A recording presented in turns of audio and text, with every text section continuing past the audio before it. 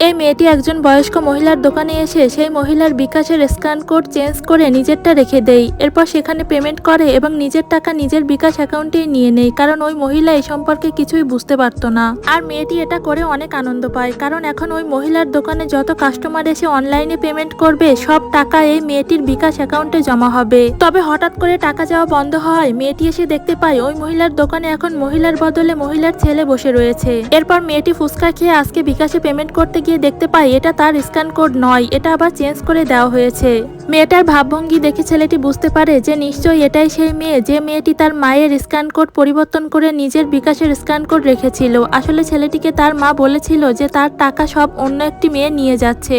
তখন এই ছেলেটি বুঝতে পারে যে নিশ্চয়ই তার মায়ের বিকাশের স্ক্যান কোড কেউ চেঞ্জ করে দিয়েছে। এরপর ছেলেটি সেই স্ক্যান কোড চেঞ্জ করে দেয় আর মেয়েটি এসে হাতে নাতে ধরা পড়ে যায়। ছেলেটি মেয়েটিকে বলে এরকম বয়স্ক মানুষের সাথে এটা না করলেও পারতেন।